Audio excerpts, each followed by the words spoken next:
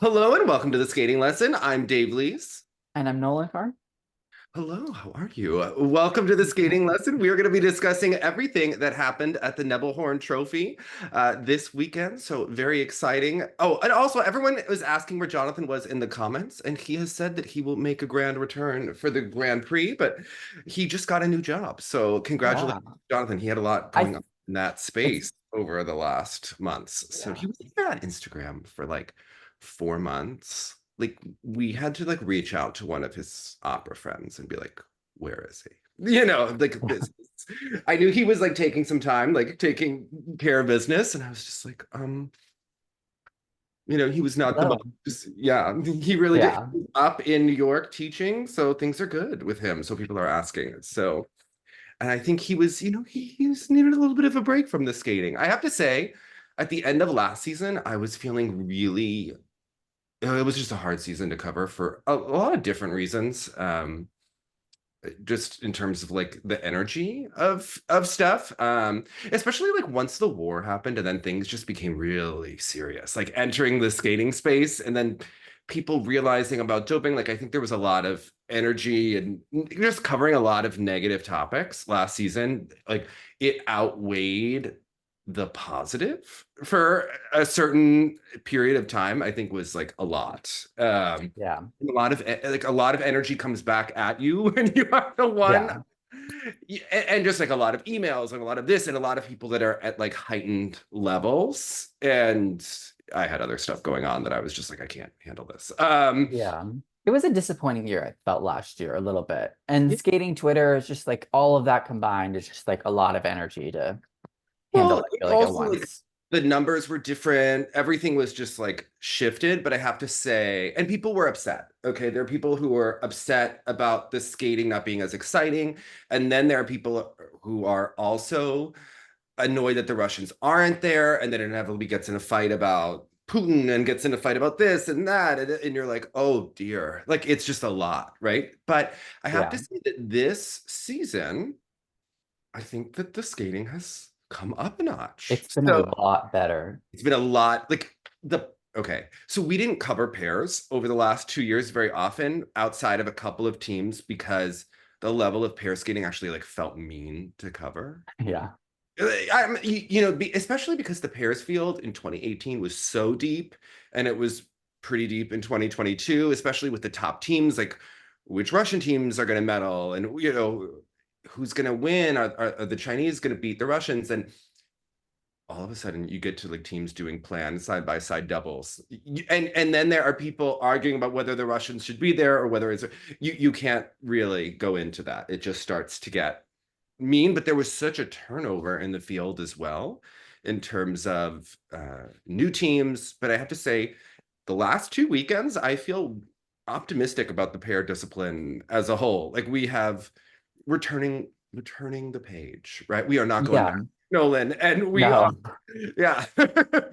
I think it's definitely been a lot better. I think that the teams are making a little bit better musical choices. We're starting to see more difficult throws. I mean, like we saw this week, Deanna included in a throw Lutz. Like Danny's trying to throw Lutz this week. Like it's the teams are starting to amp up the technical a little bit and are starting to see a bit more success.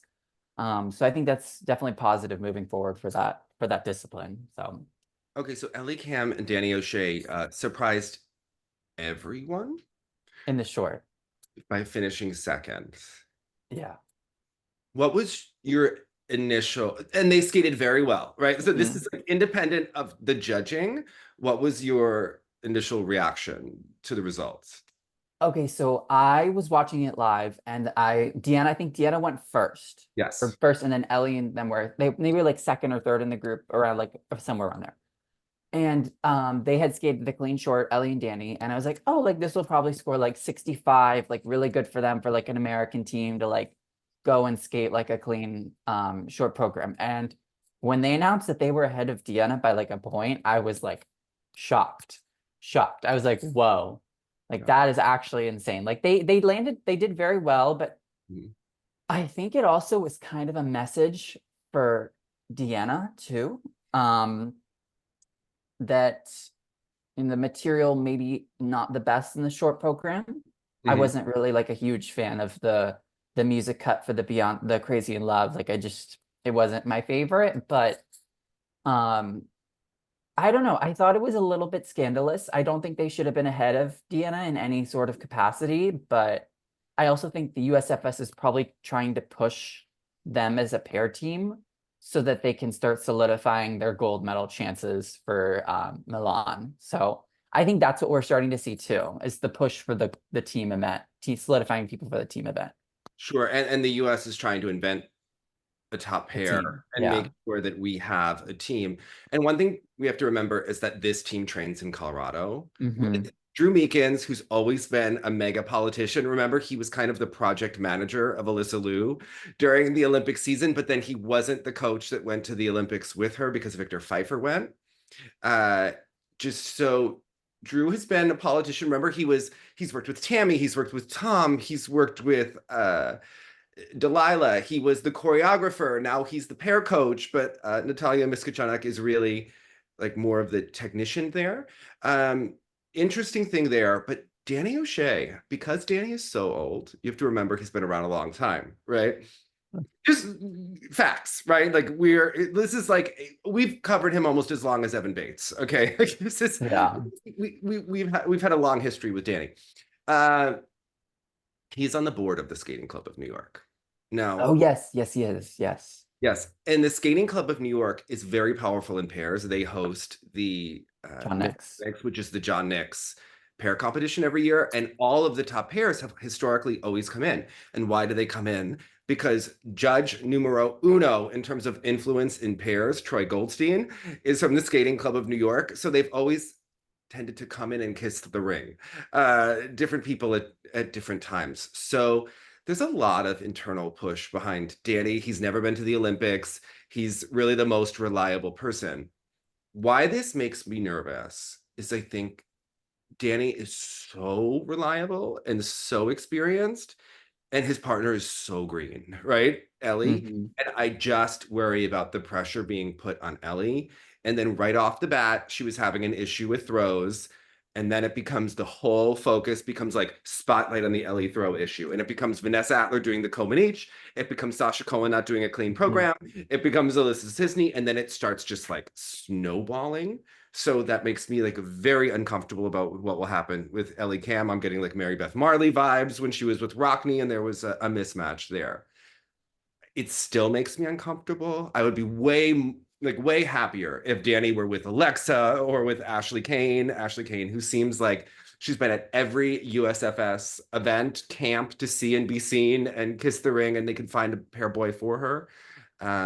It doesn't look like it will happen for the Olympics, but it makes me uncomfortable with Danny. They were a great team. I think everybody would have been thrilled for them if they had, A better skate. I was just going to say like a 68, a 69. Yeah. Our Yeah. program That would have been good. That would have been good, fine. would have been happy. No one would be scandalized by it. And then, of course, the free program was a struggle. So, yeah, 4 falls. 5 deductions. Yeah, it was just a really rough outing for them. Also, it was so funny is because so I knew that they went to Marie France for their programs and the free skate. And it's so funny because the first piece is not Stand By Me, right? Yeah. And it has this vibe where I was like, skating went because of really the French introduced this style of, I wouldn't say they introduced it, but they An avant-garde. It's more that like the minimalist, Yeah. especially, they're not the only ones because like I would put like Rain in My Black Eyes, even Experience really, but a lot of the Anati type music. Exogenesis, stuff like that. Yeah, and especially The Happiness Cannot Wait. And then when it works so well for them, it almost never works when someone else uses it, right? This first piece that they use, and it's called Suppressed Passion. And I was like, is it imitation Papadakis and Cizeron?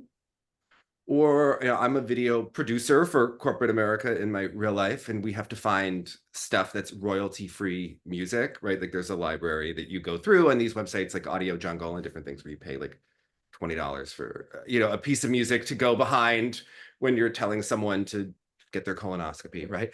And you're like, I was like, this would be great music for like a scholarship or something that we're giving out, or work that the company has done in the community, and they're skating to it. And at this point, I think that the music has just gone too far.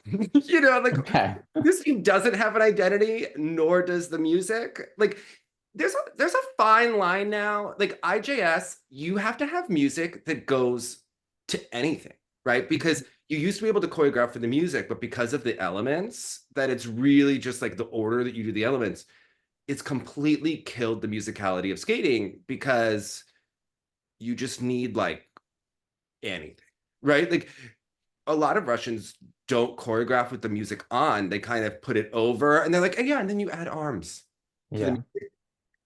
It can often be quite true, right? Like there's a program like Junhwan or Yuma Kageyama's where you can tell that it's choreographed to the music, and then there's everything else. And this is kind of one of the bigger problems that I would really look at the levels of skating, and especially in the spins and the footwork, to try to bring back the engagement to the music and to the audience.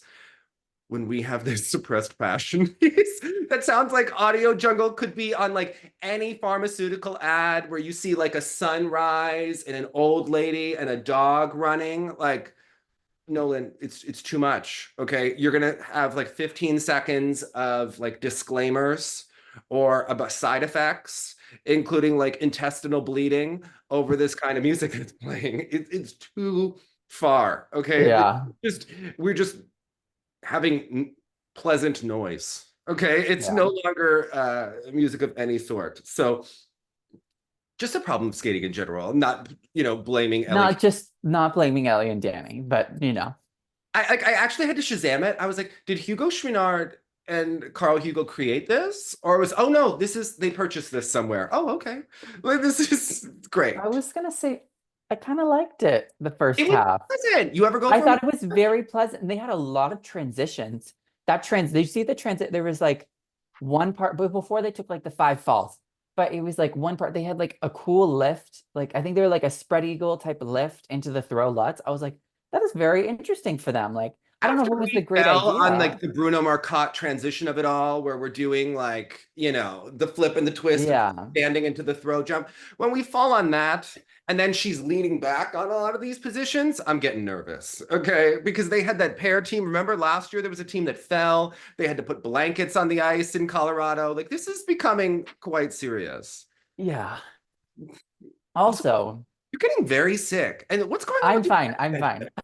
Like Also, you need a good massage with this music playing. Okay. This is if you land one throw last year and you decide to put in a throw lutz this year, like what is going on? Like, are we like, do we have a great success rate on the throw lutz? Like, I'm a little bit confused how we go from a throw falling on a throw sow all year to putting in a throw lutz. Do you want like I would like, I have two opinions on this at the same time. Two thoughts. like maybe it does work better. Maybe she's Maybe better it's at a the throw better lutz. throw. It could be a better throw for you for different She reasons. stood up on it in New York. Or your coach is delusional. It could be a combination of both. And inexperienced. One or the other. Okay. I will just say, I don't care how much coaching Danny has. I would be far more comfortable if they were training with Bruno for the Olympic season. Okay. With pairs, we need at least someone with more experience. We could call Bruno up on the phone. He could do his laugh and try to bullshit us. It was so funny is that I talked to Bruno about this team a couple of weeks ago, and I was like, and they were there, and I said, and he's like, oh no, he's like, they landed their jumps in the long, and I was like, oh yeah, Bruno, and how was the throw? She landed the first. Oh, and I think he said, and I was like, and how about the second? More work to do. Like he's just such a good politician. Yeah. He makes you feel, More work to do. More work to do for Danny and Ellie. Yes, maybe Megan had to ask more questions to Bruno when Eric was making that comeback. It's a lie of omission, right? You have to. He's not withholding information. He's just not saying it. Yeah, yeah. It's what we love about Bruno. when he told us that Megan and Eric were best friends. We were sitting in there, like, we'll never forget that moment. I mean, we saw what happened after that. All right, I don't. We did. Okay. So that was an interesting moment. Okay, Deanna's programs. She also put the throw lots in. Yes, it looks good It looks good. for her for You know, now. actually, so I had like her performance in general. It's early in the season for them. They have new lifts, they have a new throw. I thought in general, everything just needs more time. Uh, Agreed. like there was some stuff I thought like Max's footwork on the lift. I'm like, okay, that could be a little smoother for another +1 here. Um, in general, I feel like the biggest problem they're going to have is I really feel like there's going to be a push for the German team this year. I think to have a European pair, that team is kind of on the rise. They've been very consistent.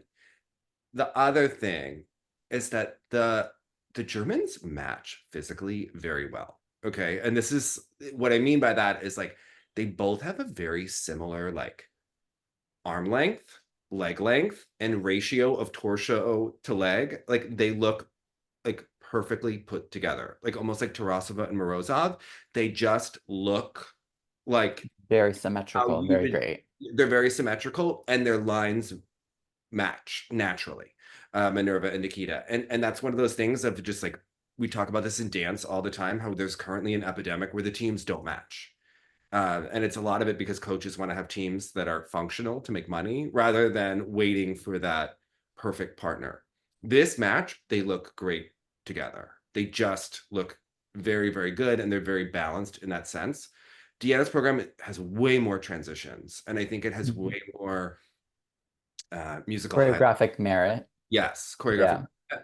Um, the Germans really don't have a lot of transitions. They have a lot of big open skating. They're also tall and lean, so it kind of looks very nice, right? But it is simpler. And I don't know that they're going to be scored as though it's simpler because when people get on a momentum roll, you can just kind of see it. But I think that Deanna and Max and Rico and Ricci both have programs that have a lot more content. Yeah. And it's going to take longer to have a program that has actual stuff in it to get ready. The Germans look like they're pretty much at their max right now, and they just kind of have to maintain that. Yeah. I hope that the judging is fair, but I don't have a lot of confidence that it will be. I think Deanna and Max, she's very short and works on her extension, right? Max is taller. He's a really hulking guy. I think he needs to work on his leg line between now and the Olympics to like do that extra Pilates and ballet class and the extra stroking exercises because sometimes when his foot leaves the ice, the knee is slightly bent and the foot is a little flexed and hers is pointed and they just don't have that same level of matching. And they're against the Germans now who just look like no matter what they're doing, they look like they match. Also, when they land their side by side triple toes, the Germans like the legs are at the same height, right? Like it's almost like that Yeah. muscular look and it's just natural. So I think that that's like some of the stuff. But what I was happy about is in the past that we were just worried that Deanna was going to land the throw loop. She did it in both programs here to start the season. That would be a miracle.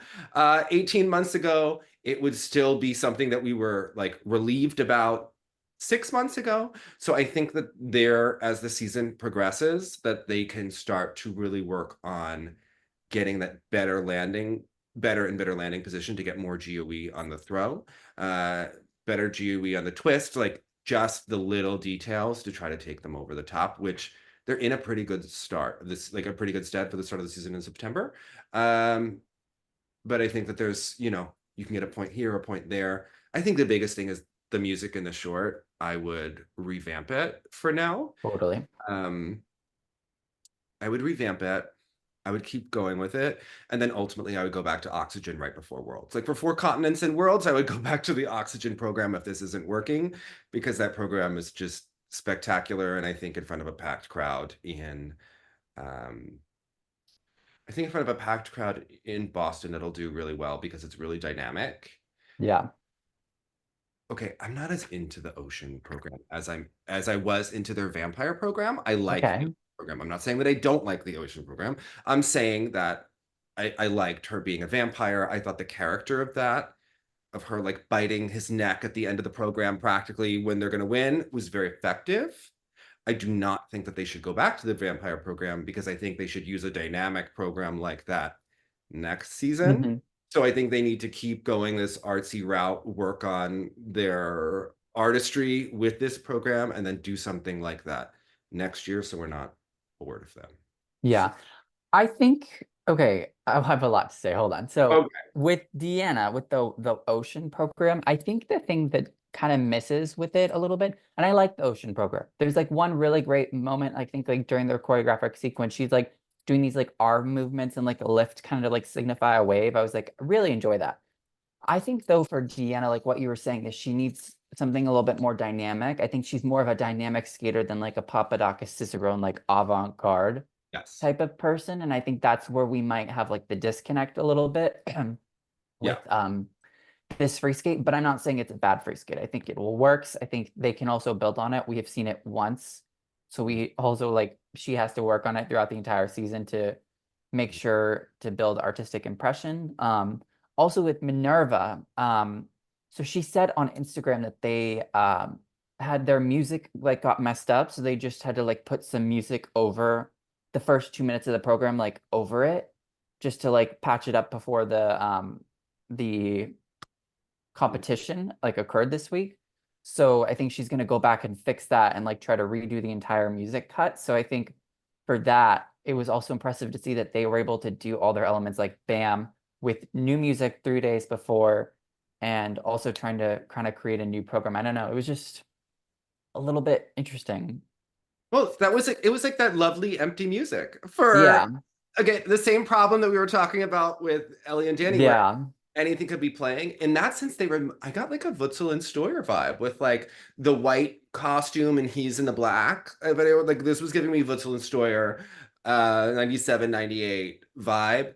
And the blonde hair and the dark hair and just the whole like aesthetic. I was not hating it, by the way. That's not a read.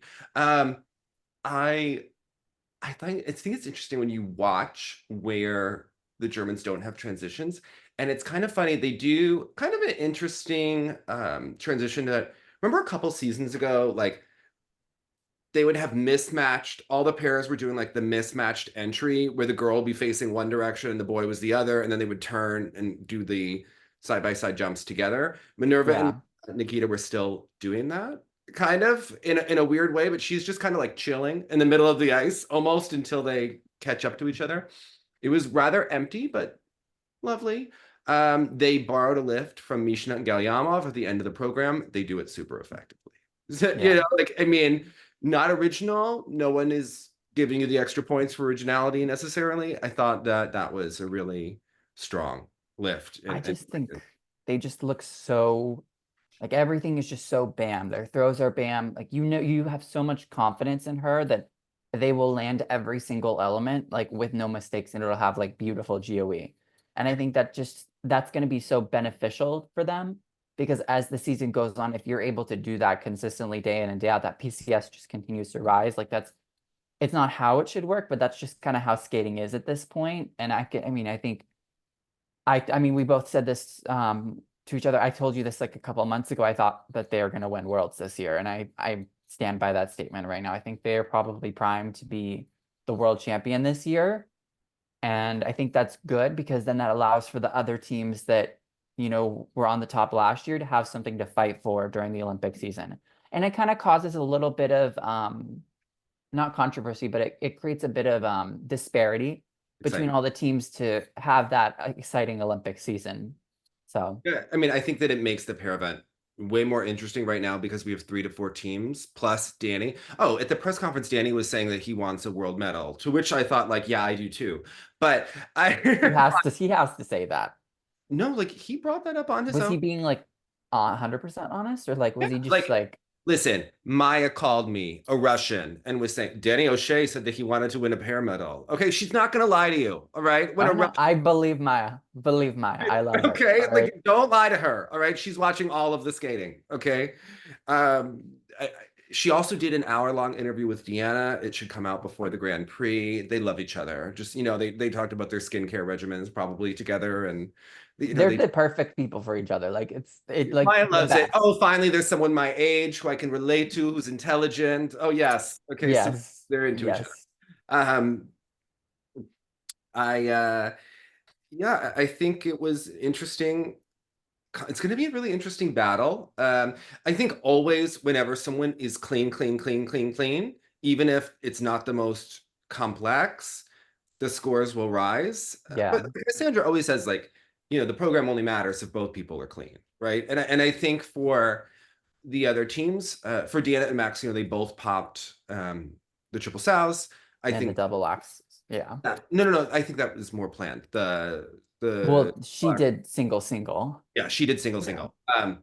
But I think that by Skate Canada, I would expect them to be Single double.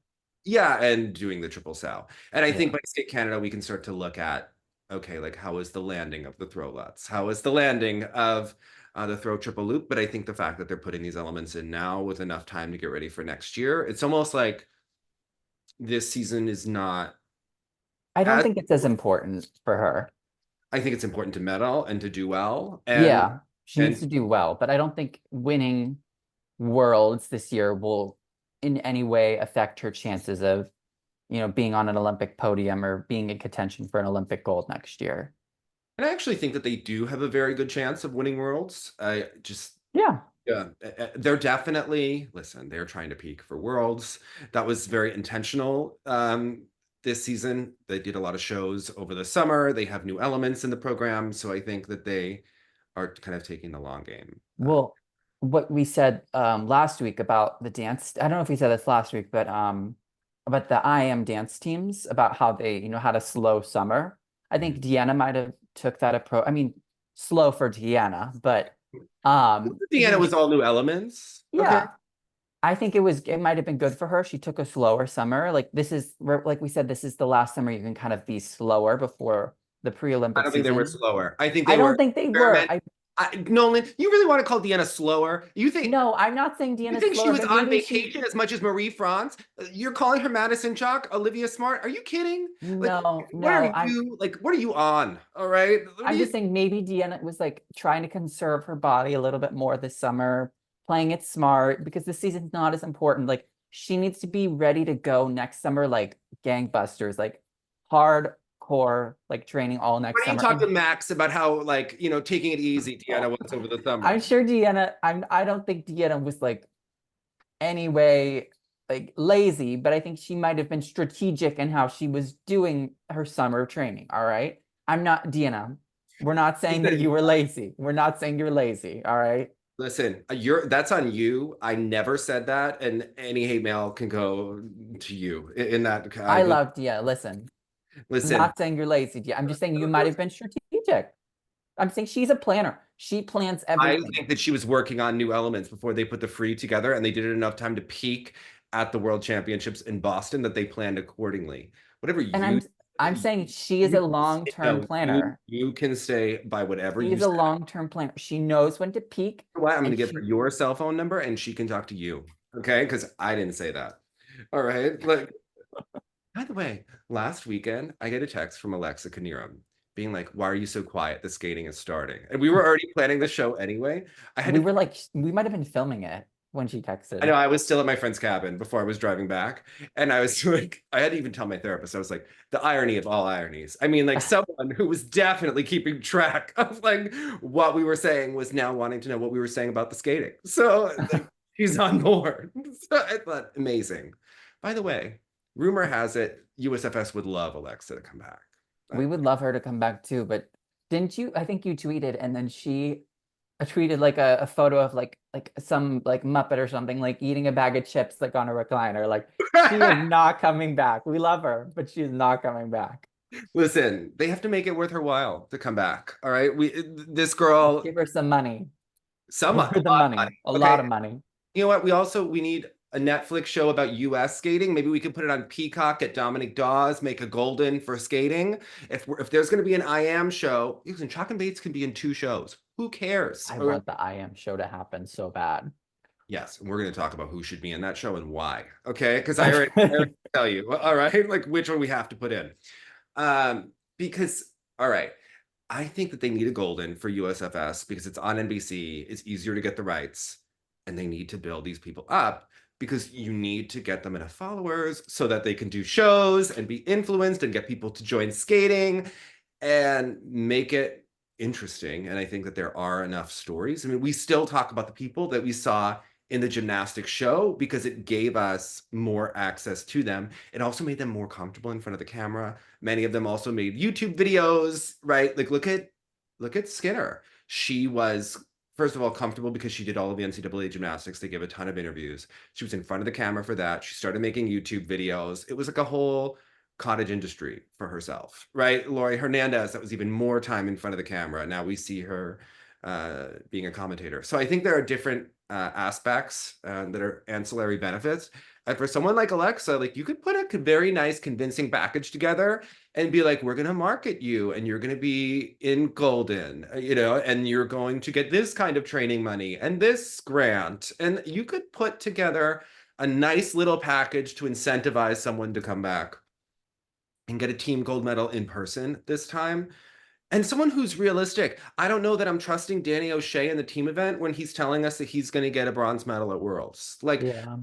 I'm not there with him right now. Okay, I'm not believing I'm that. not there with any of the pairs right now for the US. You know what? I thought that Elyce and Misha, I like them. I think she has an interesting little Russian pair girl energy to her. He is still boring to me. She's stronger at basic skating than he is. His strength is usually that he's reliably boring. I think we need to take it up a notch. I want more. I want to see more quality from this team. I know that they're still new, but I think, listen, they're in prime time now. I thought they had a good outing, especially in the short program, and that there's work to do. Listen, I would not be opposed of putting this team in as a placeholder for Worlds to help us get I spots know. here that they aren't going to be eligible for in I terms know, of. and that's unfortunate, but But I have more confidence in them than some of the other American teams at this time, especially at this time. Spencer's injuries, Spencer Howe. I mean, I just don't know. Between him and Emily, it's like 99 problems. Someone's sick, someone has a concussion, the shoulder injury, the back injury. I don't know if they're going to have enough uh, competitions to be consistent. That's just realistic. Like you have to kind of look at yeah. what is and who you can rely on. So And they keep pulling out too. You don't know what the story is prognosis is right now of how he looks, his outlook. So better to rest this year than next, but at the same time, there's the also body of work is another thing you have to remember too. yeah. Is that a lot of the skaters are motivated by that because they know that that'll probably be a significant factor in the Olympic selection. Maybe not as much for pairs because I don't think any of our pairs are really going out and winning medals. Like I don't really think an 8th place and a 6th place on the Grand Prix is gonna do you any good to the Olympic selection process. So No, I mean, Katie Denny and John Coughlin probably should have been sent in 2014 over Felicia and Nate, but they used the body of work argument for Ashley Wagner, and it wasn't something that we routinely did at that time. But overall, I don't think it really mattered okay. in the long run, especially because Marissa and Simon handled the team event, and it was fine. It was just fine. Yeah. We ate it. We let them hold hands as they went into the side-by-side jumps like it was a Jim Peterson special. Yeah, overall, the pairs, Good. it was good. I think I'm interested to see where this is going. Did you watch Leah and Trent? What did you think of them? Or You I know, like they're free. I was being nice, just like Okay. moving Okay. on.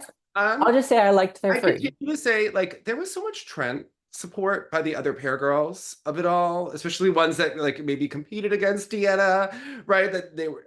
I continue Maybe to. I shouldn't have brought it up. I don't see it with this team. Like, I don't see the big potential. I think they're fine. I think they're nice. I agree. I don't think they're ever gonna medal at like an international championship event, but I don't they're a think nice like 8th place team right now. I don't think we're in danger of a medal, and No, that's good. Thanks for good for playing. them. Good for them. All right, yeah. They're happy. Don't know what Megan and Kirsten were so pro Leah and Trent about. I think Canada got a little overly excited, as they are wont to do. It was fine. It was fine. It was fine. All right. Okay. Let's talk about something maybe fine or not fine. Olivia Smart is upset at Twitter. I know. She filmed a video about comments that are being made about skaters. And here's the thing. There were a lot of articles actually this week about, that came out. Tashlarova had spoken to Maya, and this was an article in Sports.ru, that of course the Russians are very upset, okay? Because she talked about that they compared her to Diana Davis. I don't know if it was in an article or it was just people commented. It was body shaming and things like that. Now, Tashlarova can skate on one foot, far beyond what Diana Davis could ever dream of doing, right? Yes. And of course, they were body shaming, saying her brother is going to hurt his back, whatnot. Very similar to what we saw from Mishina Galliano. Mishina, yeah. Yeah.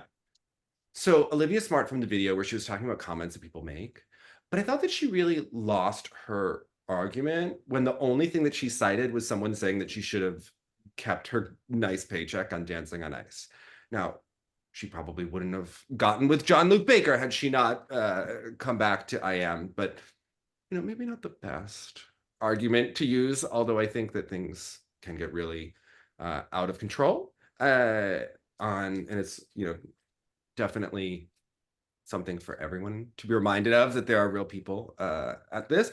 Also, we live in a world of politics where people are just saying insane things on the daily. Yeah. It's very heated, I think, in the US every day. And one thing I really liked that she kind of spoke about in that video was that, she acknowledged that you can say something on Twitter like that you don't enjoy the program or the costume, or you don't really feel connected with the team. And like, that's fine. But like, there's also that fine line of like what others have been pushing.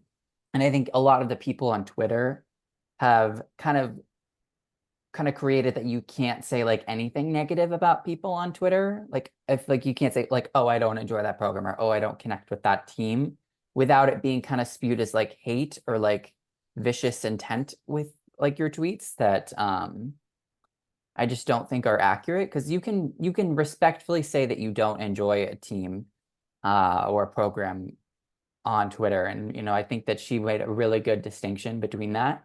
And I think she's very aware that people may not have enjoyed her costume or the program that they were doing, and she's not going to take that personally. But I think a lot of the skating fans on Twitter take it much more personally than the actual skaters do themselves.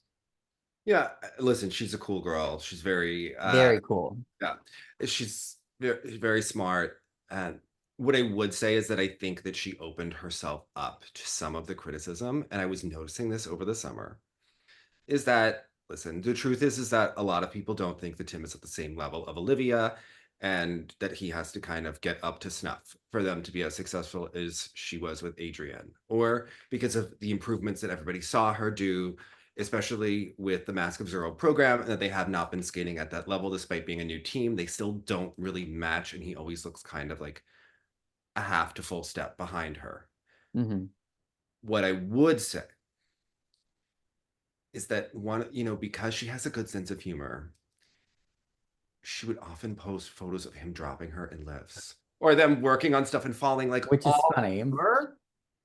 But like, that's funny, but it's also funny. But we think of them as kind of that hot mess team, which she was a bit with Adrienne. Like, let's be honest about it. We think of them, the Mask of Zorro here. They used to mess up the Twizzles every competition.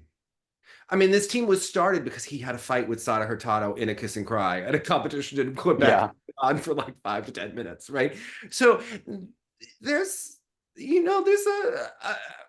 lovely element to Olivia Smart where she's maybe more relaxed than Deanna Stellato. Maybe not a lot more relaxed than Deanna Stellato. Listen, she's a rich girl competing for a small country. She has one competitor that she has to worry about. All right. She's in no danger of a world medal at this point.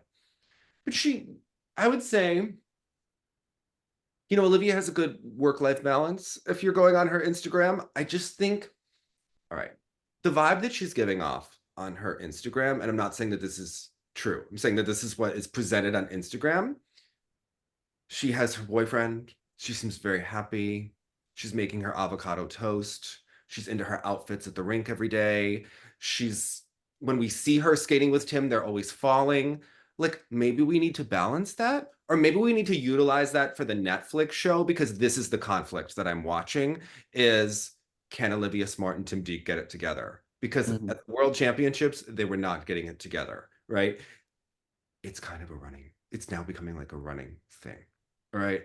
We hear reports that the kind of fall that they took in the free dance at Worlds is just something that happens on the regular in training. So as they try to get up to snuff, again, I think this would be great for our Netflix show. Okay. So far, so you have Olivia Smart. and Olivia Smart and Tim Dieck. Okay. Chalk and Bates. Wait. Tim Dieck, when he was doing the backflips on his YouTube chat, like he just seemed like a lot for Marie-France, Patrice, and Roman to handle. And I think that we have a camera on Roman Hagenauer's face, as he's the very expressive one, whenever they're doing their run through and Tim misses something. Like that's what we need to just like. Can we make him up? We should make him up too. Make him up, put it. It cannot be as filtered as the Olympic show. Okay? Like, no. Obviously, you have to go into Sorensen. Whether they want to or not, I'm sorry. I would not give them producer credit or final edit because that's a real story. And frankly, it would be like journalistically unethical to not actually cover that story. What the point of view is, right? You have to go Lilah and Lewis, obviously. Charismatic is all get out. By the way, would you refer to them as the gay team or like the Will and Grace team? You know, like in my mind, I'm like, oh, the gays. What are they? They've done Madonna, Beyonce, Lady Gaga. Like we are hitting all of the icons. Like, what are we doing? Whitney for the Olympic season? They should. Right? Whitney Houston, Olympic program. Right? I felt that the bodyguard. I don't know. Yes. Kevin Costner. Come on. Lewis is going to be Whitney, not her. What are you talking about? Okay. All right. We're going to have Diana and Gleb with the Terry and that. The Terry needs to make multiple appearances. But how a Terry's not allowed in the rink, but we're putting that on the show. Yeah. And then Chalk and Bates, because we know nothing about them. They've been around for 20 years. What do you know about Madison Chalk and Evan Bates? She got married in Hawaii. She wears nice dresses. They have dogs. They have small dogs. Yeah. That's about it, right? She was with a partner. Was she with Greg Zerlin, right? Coaches. They weren't dating. He's gay. Okay. That's it. That's all I know. I couldn't tell you much about her. You don't know much about them. They like on the show? What did they like on the show? Did he make swords with? No. Was that with Donahue? That was Donahue and Sorensen, and that was cringe. What did Chalk and Bates do on the show? I forgot. What was their part? They had wine with. Okay, that's boring. Boring. Right? Like, what do you know about them? That's it. Did you watch when Evan Bates had to like dribble a basketball and that? Like, how is that helping people go to Worlds? Like, they show up in the garden, and I don't know about these things. We don't know much about them. We need to know more about them, right? This is, yeah. We need to get into their backstory. They've just been that typical ice dance guardedness, but it's like too guarded, right? I think we need to learn more about them. I know more about Meryl Davis than I do Madison Chalk. Yeah. That's also saying something, because Meryl likes a good coffee, like cappuccino, a little coffee latte art, right? Yep. She probably likes a nice Pilates class. Her dog. To Michigan, right? Yeah. Cultural anthropology. She's into writing. She's definitely into like a self-help quote or some sort of mindfulness, right? Oh. Also, Scott Moyer, he had his second kid this week, right? Didn't Maya? He announced his second kid. Yeah, Maya dropped that. Look at her getting the news. Girl, look at Maya just smoozing with everyone. Everyone loves her. I mean, she must love, I feel like she is like a virtue warrior, like girl at heart. Yeah, of course she is. But like the Yeah. Russians sometimes think she's too friendly with the West. Okay. But then the We West love her. like her because she's Russian. I think we love her. I think she's liked by everyone. All right. Isn't she Latvian? Listen, no. She's Russian who lives in Latvia. Oh, okay. Okay. She used to cover politics. Oh, okay. Yes. Yes. Okay. She is real. She's real. All right. You know what she said to me? I'm loving American politics this season. We're entertaining them. We're not loving it this season. Let me just say I love that. it. Yeah. I'm glad you love it. We don't. Oh my God. She's like a gem. She just like helps us. She's like our friend in our head at all times. Also, when is this clean? I listened to it, but when is our clean tail interview coming out? Because like I cannot wait for the Maybe Russian media. What? it's coming out on Thursday. I wish I spoke. I was telling you this, like I wish I spoke Russian because I think I really like the two hosts on the show. Like I feel like I would really like them. I want to get the host of the Clean Tail on here. Listen, they started their show way after us and had certainly studied many episodes before they created that show on Sports Rue. Very flattered. Also, would have them on. There's some we would have to have some translator. Maya might have to. Yeah, Maya might have to come in again. Yeah, I don't know how good the English is. But gems. Okay, we have different. I mean, love them, love them. Yes, and the man's name is Pasha, and the only Pasha I knew before the interview was Pasha Grishuk. So love that. Yeah. But the woman on there is super, super nice. Paulina, she's actually an attorney. So Okay. she has way more sophisticated skating taste. She actually told me that Eteri started an adult skater thing. Because I had been told that Eteri had seen videos of me in the red tights back in the day because someone had sent it to her when I was skating, based on someone that would pass along information for me from Eteri. They now have an adult skating school At like Kristalny. at Hrustal, the new Hrustalny, like twice a week. They are getting into the adult skating. I think we need to see Russian adult skaters. We need to see like why are they I not? bet you they're crazy. I bet you they're crazy. I bet they all wear dresses that look like Zhinya, right? Like, can you imagine Yeah. like here, like the fancy adult skaters go to Lisa McKinnon or Michu Coron? They're going to the Medvedeva. Yeah. Like, you know exactly what Yeah. that's going to look like. We need to see it. Okay. I want to see what the programs look like. Like, are we miming? Are we drawing hearts on the ice? Like, I really need to know. Like, I have a vision of what Russian adult skating would look like. And I think, Interesting. yeah, Yeah.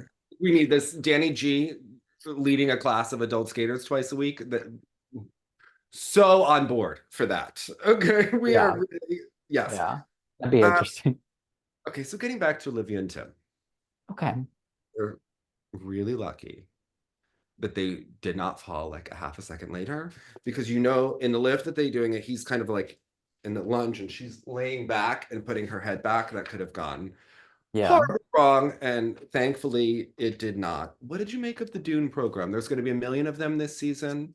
So many. I think I've already seen like 10.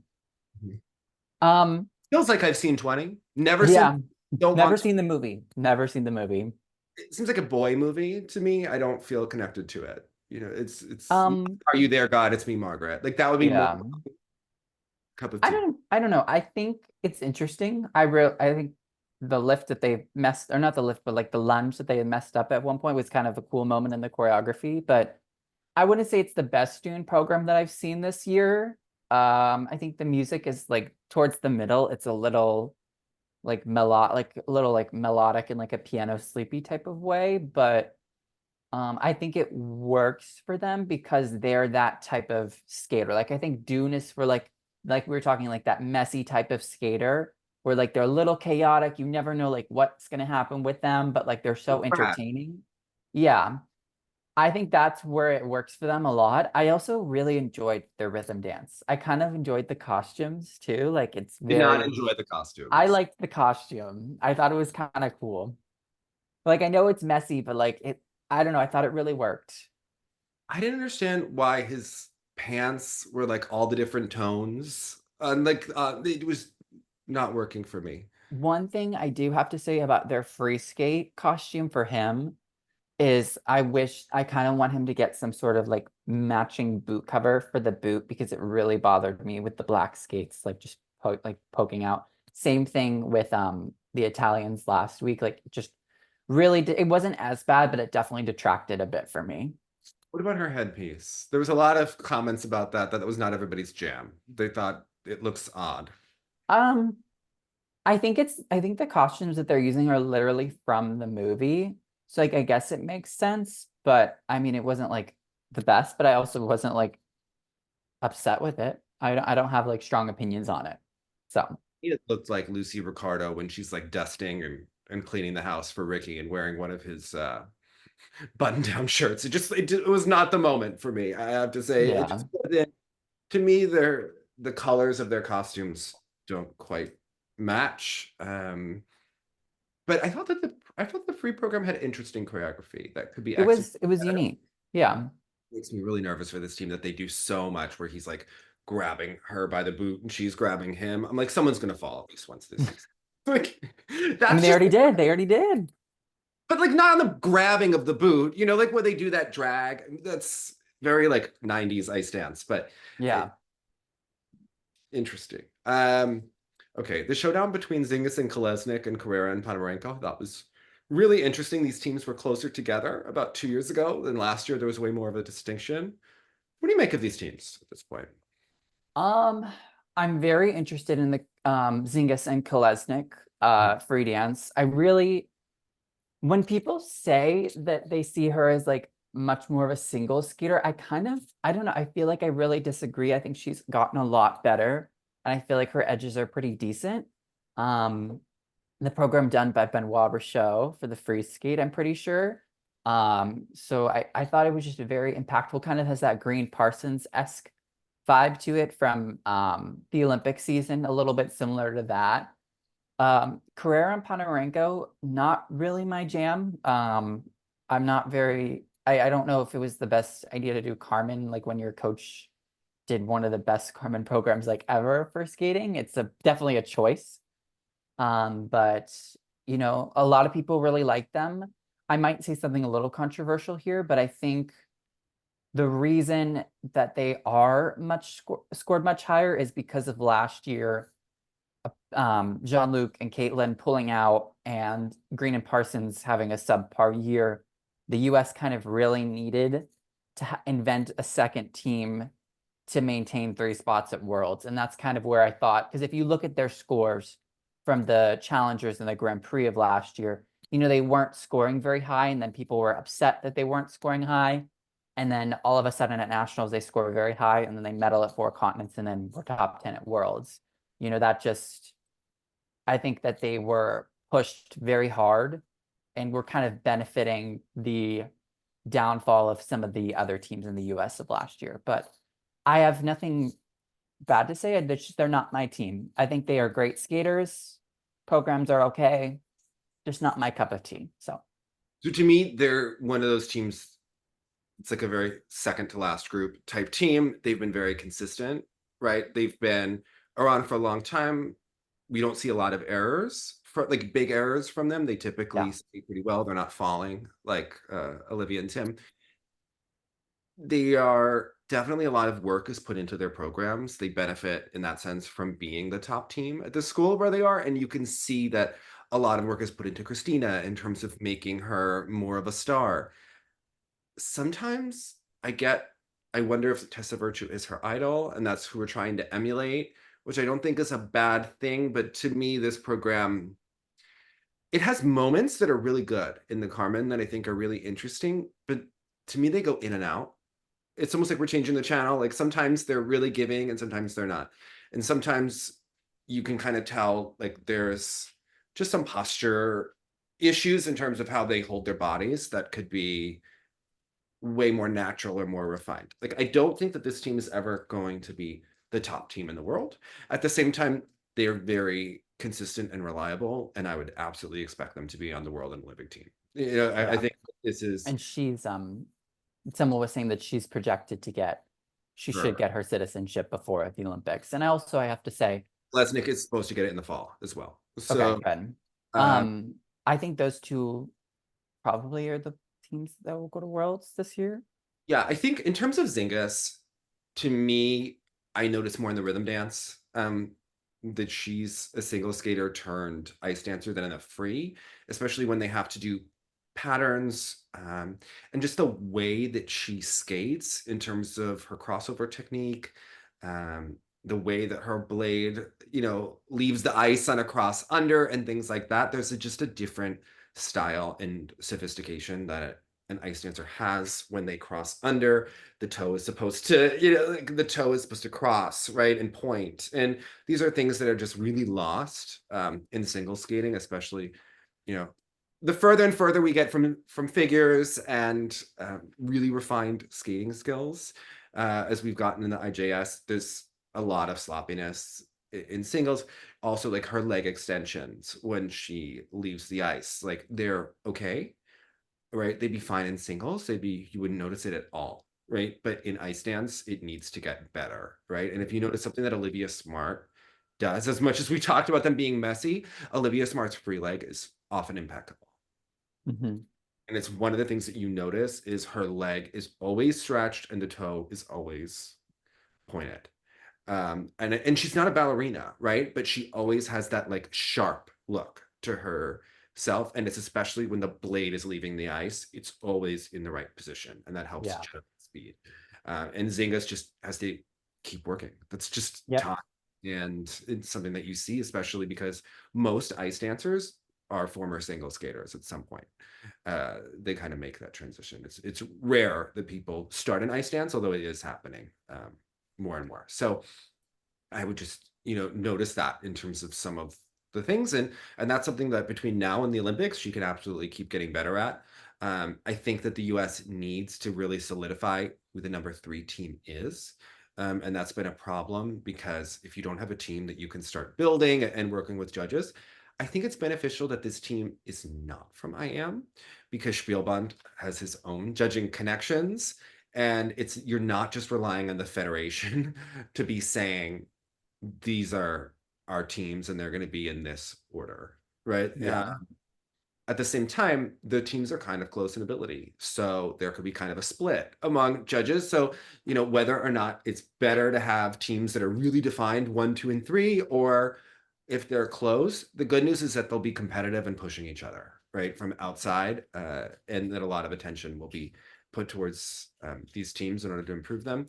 I think that Zingas and Kolesnik, I think that the free is a really strong vehicle. Yeah. For the rhythm dance, I'm really already tired of the 70s programs with the bell bottoms and the pointing, like we're John Travolta. It's tired. It looks corny to me, and I'm glad that this is not going to be the Olympic season. It is what it is. Excited for the Olympic season's rhythm dance. Hopefully it will be good.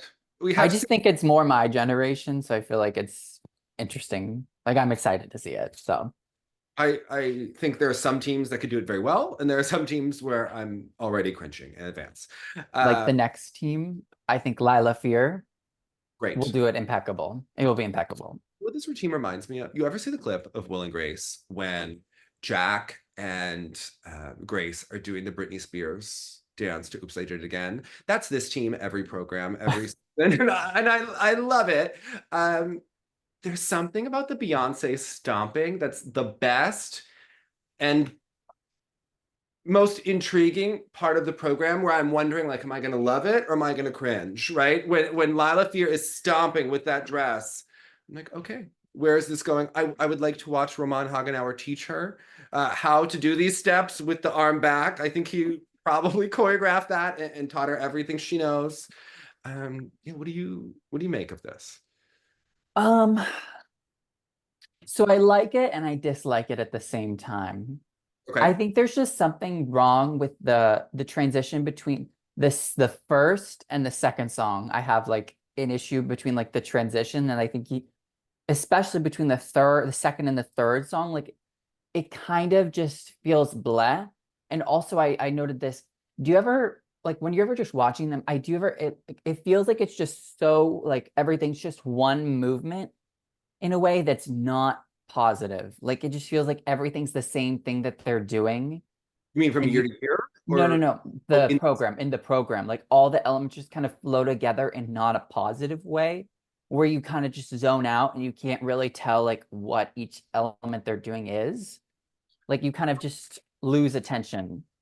so what I notice is that in some of the lifts, I think that they could have stronger positions, right? They could have more defined positions where the lift, but like in the lift where she's really laying across his back, um, or her back's on his shoulder, right? It's kind of like a little Marilyn Charlie-esque. I think that her knee, her leg could be a little bit more stretched and the position, could be cleaned up and exaggerated. There are times that she's like a half a step behind him on just some of the side-by-side skating. Not as sharp as he is, although I see improvement there, especially from 2 years ago to now. But they're knocking on the door of wanting to get a world medal. And it's like, is this program going to do it? Is it not going to do it? It could, it couldn't, right? It's kind of like whenever they did the Rocky program and they got into the section where they did the knee slides, she was always behind him last season. And it was like, if they did that together in perfect unison at the right moment, at the right time, it could nail and they could absolutely get the points. I think this program is similar, where it's actually going to take a lot of work to get them both strong enough. I think as a program and a concept, it's capable of beating a less than perfect skate by the Italians. We haven't seen Piper's program yet. I don't know how inspired it's going to be. Yeah, right. So Piper's program could go either way for me. The Italians to me have really shit material this year, to where Lilah and Lewis could make inroads. Can I be honest? Yeah. I kind of see third through fifth very open for all of the teams. I think, quite honestly, I could see Lilah Fear fourth or fifth, and I could see the second Canadian team, Lejoie and Lega. I could see them between third and fourth, because I think they are going to have a better program. Then I think the Lilah Fear program is such a miss that it could drop them to fifth place, in my opinion. So I think if they nail it, it could go to third. Sorry, you finish. Finish your thought. Finish your thought. If they really nail it in terms of like the right crowd at the right time with the right judging panel, I think you could get a third, right? True. Correct. They skate with this quality level, or the level that we saw at Worlds last year with Rocky, where last year was one of the years they didn't nail it in the big moment.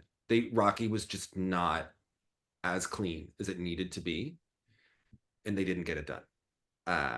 And Rocky was one where I thought there was a lot of work that was put into that program, and it never fully came together. It always had a little bit of and that's my fear for this program, is that, no pun intended there, but we're like, I don't know, right? Like, to me, Halo also feels dated somewhere between 2013 and 2017. Like, I just feel like it was the song that every girl probably sang at her senior recital. It was probably the song that everybody used in the ice show. It's like Christina Aguilera's Hurt. I'm beyond sick of it. I'm sick of it for all time. Okay. Like, I groaned, honestly, when they skated to it. I'm like, that's the white girl song of every Beyonce. Like, I don't think it's particularly strong. You kind of knew it was going to be. It's very easy to skate to. You could do long edges to it very easily. It's like when someone does a Michael Jackson program and they put Smile in there. It's just the token grown song choice. And I thought it was less than original. I think this program could be cleaned up and really good. But this is another thing where it's like, which team do they push? Marjorie and Zach, I think, have more potential to be the number one team after the Olympics. At the same time, they miss a lot of competitions, just as we were talking about. This time it's because they were sick before they had a concussion, right? Not say it, like these things come up, but that it also is a reality that it hurts them. And then when they're in the first competition of the season, we're like, well, it's early in the season. We haven't seen them before, where other teams are already ahead, right? So they're kind of behind. And they have to skate really well. The good news is that they have the momentum behind them of being the team that everybody feels was rather robbed at Worlds, Mhm. which gives you a lot of points. Remember, Galina told Johnny, it's great to win a competition, but there's nothing better than people thinking that you were robbed, because the next season people they look upon you way more favorably. And listen, I think there's been a feeling of staleness in the ice dance field with these top teams where they're almost like clogged at the top. We can't get rid of them. Nobody's really moving up to where we expect to see something so new, because we've known these teams for a million years and we know what they can do. I think Marjorie and Zach have the most potential to improve, and they have been improving, and they have like a certain skill set. Yeah. I don't think Carreira and Ponomarenko really have that ability to move and become a number one team. Zingas and Kolesnik, I don't know. We're gonna have to see how much she can improve. He's a great skater. I think between Christina, Anthony, Zingas, and Kolesnik, that Vadym Kolesnik is the most The talented. best. Yeah. So Marjorie and Zach, I think that they have a lot of potential. It would be very interesting to see them compete against Fear and Gibson should they continue after the Olympics. Interesting on just, how clean can Fear and Gibson get.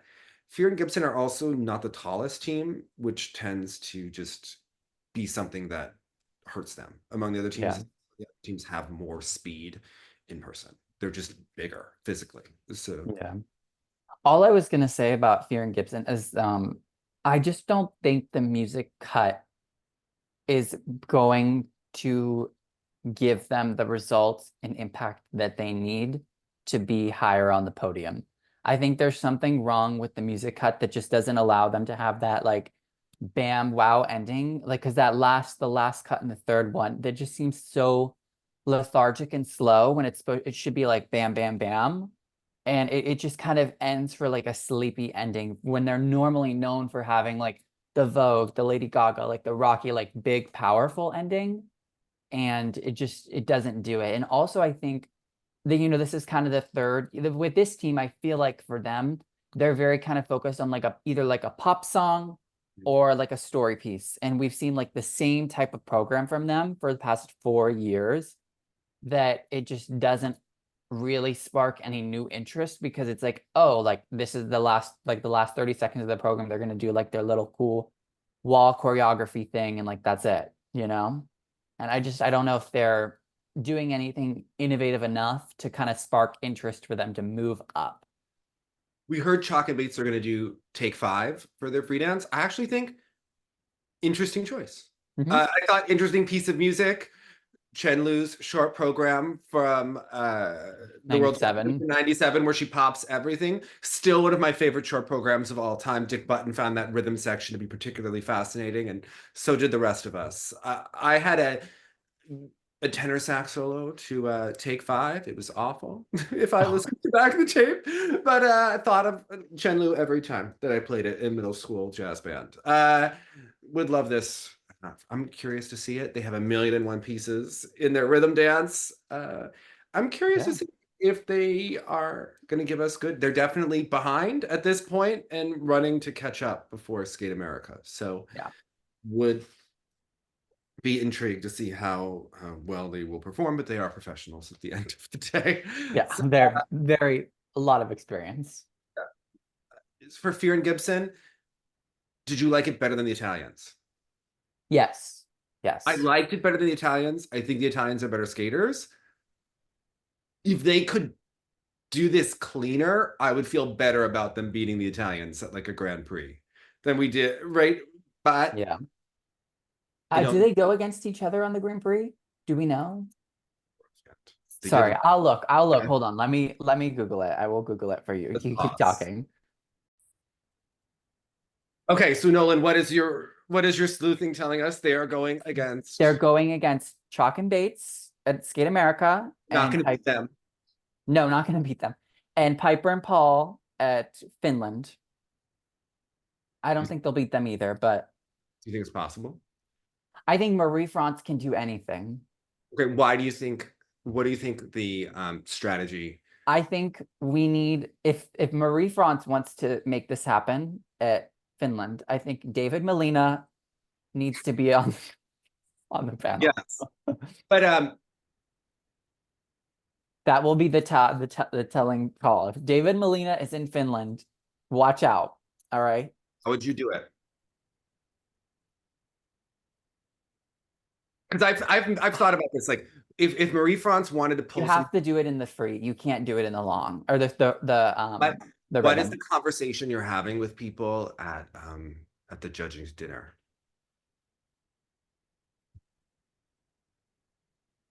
I would be talking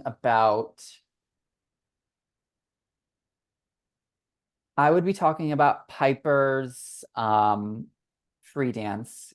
So because I think it might be a little bit, I mean, we haven't seen it yet, but they did it as a an exhibition that we saw last year, and it was a little bit sleepy.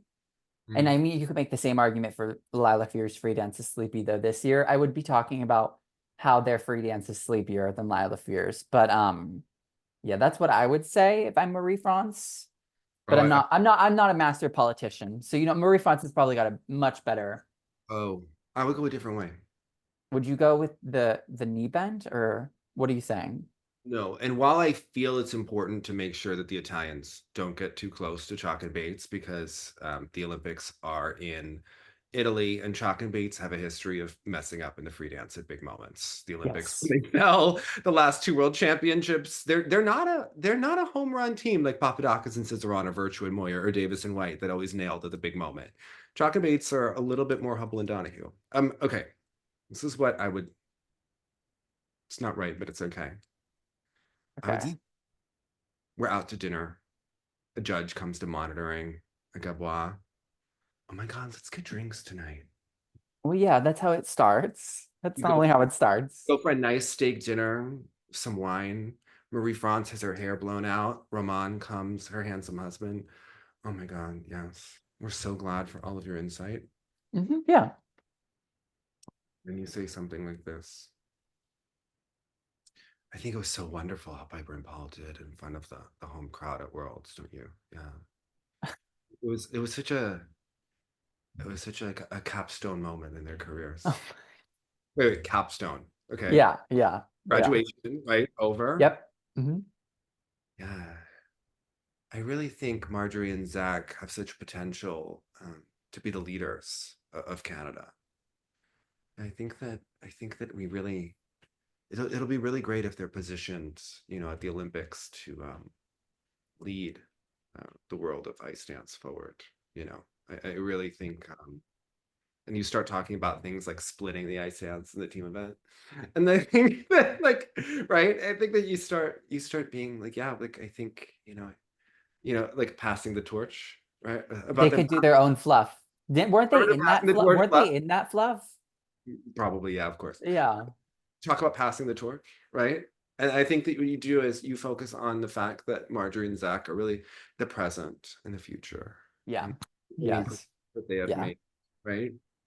And oh, so this is how this is how Lilah benefits, because yes. Piper and Paul will get reduced. Yeah. Okay. Yes, it's a residual benefit. Yeah.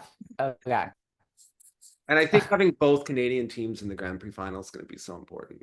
Yes. Do you think all three will make it to the final? Baudry and Sorensen? I don't know. I don't think they're gonna go this year. I think they got shut down at Worlds, which is they just had like a lot of consistency issues over the year that I wouldn't bet on it. And I think that Matteo Zani has done a lot of impressive work. Listen, Terry's daughter is at the Gabois school. There's a lot of things that have to happen. I think there's a lot of movement there. Remember, we still have the influx that we put Allison Reed up to the bronze medal position at European, right? So she's still ranked relatively high. So and the French team, I think they were maybe sixth. Yeah, they're really good. I really like them. Christine and Anthony were, I think, 8th. So, there's a lot of teams that I think Igor Spielbahn will want to get there. Zingas and Kolesnik. Yeah. So but I think you really focus on that argument about Marjorie and Zach. Yeah. The future. Ice dance is so exciting this year. It's that crowning moment in their careers. Yeah. They're Speaking of, sorry. was Worlds in Montreal the crowning moment in your girl Isabeau's career? Or do you think we will rise again like the Phoenix? You have described this girl as having 9 lives. I do. I do think she has 9 lives. I don't know. I think it might have been the crowning moment. I think she will still put up an admirable result and will do well. I think she also benefited because a lot of the girls really skated like crap at that Worlds last year. I think if what we're seeing, if the projections of what we're seeing this year pans out, I don't think she will medal because I think a lot of the girls that we're seeing are laying down some impressive scores and impressive skates. I'm always impressed though by her ability to like grit out a beautiful free skate like after like a mess up in the short program. I It's just a really mess up in the short program. The judges also gave her the edge they gave her and the the edge, under. they gave her the under rotation on the combination. It was heavily scrutinized, and it was something that she and her coach were surprised about.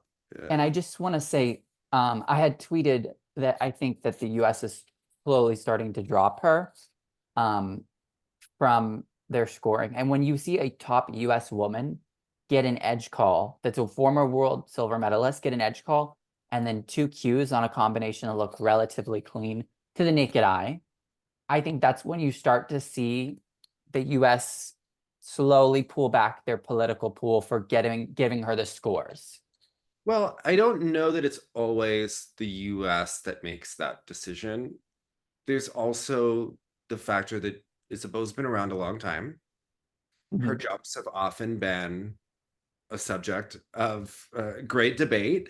And there's the fact that she is also slower, right? And that's weird because when you look at Isabeau, she does so many deep consecutive edges. I was talking to a skater about this because you usually think of someone that uses deep edges, they get more speed. If you look at Isabeau's patterns, she actually gets less speed and she doesn't fill out the whole rink. And if you do many deep edges in a row where you're zigzagging, you can actually kind of slow yourself down. And she's someone that likes to jump from a slower speed if you pay attention. Yeah. When she goes faster into her jumps, she often misses them.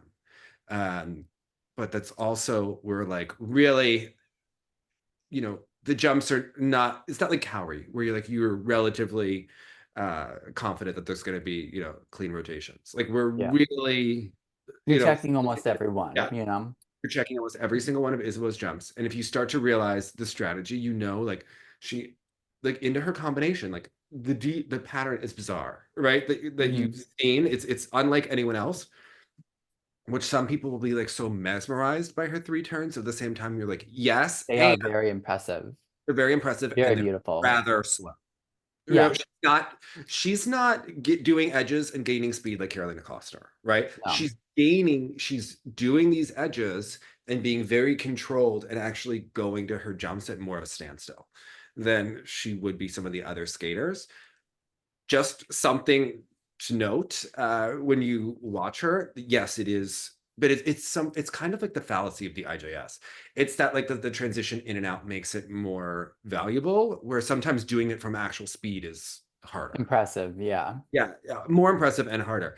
She's not really gaining any speed from the element, first of all. Yeah. It's not like she's doing Cowrie's double axel where she's like speed in and out. Okay. So that's another like one of the thing about the IJS. I think that the free was the best that she can do. I noticed that her spins have deteriorated. It does look like some sort of a hip back issue. They're not getting the same GOE that they got. Nebelhorn often scores lower. There's a lot of judge education that goes on. So Nebelhorn is a tougher event. It's also the Mhm. Olympic selection event. So it's just that kind of start to the year when we get the syllabus in college and the first paper is often the It assignment was that, the wake up. It was her wake yeah. up call. And you could see that in the GOE in the pairs. I think for Isabeau, I think, she's a tough yeah. competitor. I don't think it's going to be an easy season for her. But I think what we're going to see is there's going to be stiff competition in the US between Elyce Lin-Gracey, uh, Sarah Everhart, who is Jade Carey reliable, Amber, who has shown us that she can land the triple axels, We still don't know how consistent she will be. Isabeau, who has been up and down, yet listen, the short program looked like it could have been the end of her career. She pulled it back in the free to not have this be a disastrous outing. She has lost to Elyce Lin-Gracey twice this season, and she had a rough week at Champs Camp in general. Yeah. All reports there, and she fell in that exhibition. So, you know, she kind of needs to pick it up. For the Grand Prix, it's also early for her, and she's competed a lot early in the season, Twice which already this year, which she is didn't new for her. possibly maybe not necessary as a world silver medalist. You know, she was out relatively early, right, compared to Yeah. what she needs to do. Uh, so sorry, we have those four. Was Alyssa Liu, Liu, unclear of how that will pan out. and then I who have something to say about Alyssa. So for the general, for the world team for the US, I kind of feel so for Isabeau, I think it's definitely going to be a fight for her. I think honestly, right now, even without seeing Alyssa Liu on the Grand Prix, I kind of feel that she's almost out of it already without even seeing her, because what we saw at that event, now she has to blow, I think she really has to blow you away on the Grand Prix, because if she goes up and puts out like 5th, 6th place on the Grand Prix, I don't think that's going to help her in any way, even if she's like immaculate at nationals, because I think these other girls are going to have such a body of work built up from the Grand Prix and from the season that they might just overlook Alyssa, because they're going to take the sure thing of what they've seen from the girls earlier in the season on the Grand Prix and in the challengers. And I think for Isabeau, I think it's kind of between her and Sarah Everhart for maybe that 3rd spot. And I think they'll probably go with Isabeau over Sarah, because they've never really given Sarah the benefit of the doubt within the federation. You know, last year she was 4th at senior nationals, didn't get sent to junior worlds, didn't get anything after that. So I think right now my world team, from what I'm seeing or what I'm projecting as of this moment, would probably be Amber, Elyce, and Isabeau would be the girls that I think might end up there. you also know. Yes. You know what the Facebook debate is going to be like when they do this to anyone at the World Championships, when they skip over anyone. You know, Scott Smith and Ty Babylonia are going to be out there debating this. Die, holy hell, that they don't understand why Ross Minor is not going to the Olympics over Adam Rapat. I don't know whether or not body of work will be taken into account for the World Championship team. While it should be to secure 3 spots for the Olympics, if we have 2 girls that are really reliable, I don't think that the 3rd spot matters as much, and they may just Fair. go well at nationals. I think in the past, we didn't trust the top girls necessarily to get the spot, and often the person they didn't trust was Amber. The good news is that Elyce, 2 things about Elyce Lin-Gracey, because she's improved a lot. I have not always been as wowed by her. I thought last year the short program I thought was way too heavy for her. But what I noticed, especially in the Cleopatra program, is looking at her jumps, she has very long limbs. I actually think she could stretch them and spend some time with Carolina Kostner and Yuma in Japan would be like the best thing that she could do in terms of working on improving those skating skills and just her extensions a little bit even more to make her that like iconic lady. But what I like about her is that her jumps are very clean and she has very nice free leg extension in and out. So she's getting clean jumps and she's getting nice GOE across the board. And what I can't say about Isabeau is I'm not giving her the GOE on the jumps anywhere, right? I'm just not. Yeah. Amber is capable of jumping very, very well, but Amber often doesn't hold her jump landings, right? She often you're happy when she makes the jump, kind of like Deanna's Triple Salchow. or triple loop. You're happy that she makes it, but is she maximizing the GOE on every element? Not yet, right? So Yeah. I think with Amber, we're still happy when she's landing. And I think what Elyce does is that she is getting points across the board, and that triple axel isn't worth that much more compared to Elyce Lin doing a clean triple X, triple toe. Well, And, yeah. The other thing I was going to say for Amber is you know, the triple axel isn't worth as much if you can't do the entire program. So I think for her, she just needs to continue doing it. But also, you know, we've heard that Tammy Gamble is trying to push Elyce Lin-Gracey to get, you know, she doesn't really have someone that is in contention for the Olympic team. So I think there's going to be a huge push from Tammy just to even get someone in relevancy from her camp for the Olympic title or the Olympic team. So I think that's going to be a benefit for her. I thought it was a little generic, but Yeah. that's kind of on par with what we've seen from that camp. It's just a little, and I thought the Egyptian choreography a little bit tacky for 2024. I feel like that was something like we would have done in like 2007, and like now it's just not appropriate or even interesting in any aspect. So I don't I would know. go for, listen, I didn't think that she was committed enough to the choreography to have an opinion one way or another about whether it was like appropriate. I was It was just a nice getting, jump drill. Yeah. yeah. What I thought is, oh, we could make, I thought some of the transitions, like after her combination, if you rewatch Into the Sal, she does a transition on 2 feet. And I felt like, okay, we could make this more of a 1 foot transition and like kind of boost to just take that program to the next level, to make her a little bit more of a leading senior lady against someone more like an Isabeau or a Cowrie, right? Like we Yeah. can make the overall level of skating, but I think that the potential is there. The fact that I'm even thinking it means that I think that she has the potential to continue improving. I like that she's relatively consistent, and I thought that it looks like she's taller and adjusting well to her jumps, and I'm seeing a future for her should she continue. She will be at Skate America. I think if she, Against Isabeau. yeah, and I think if she beats her again, it would be a really strong argument for going to the Yeah. chips. And then she could take the rest of the fall off and has to nail at nationals, right? I don't Well, want to burn this girl out too soon. And the fact that yeah. she's already been up so early in the season, I think it's going to be really hard for her to be up that long. And you know that if she medals at Skate America and then gets a second Grand Prix and doesn't medal there, that you know that everybody's going to start talking. Isabeau needs to do well closer to nationals, right? To Yeah. just give her spot in.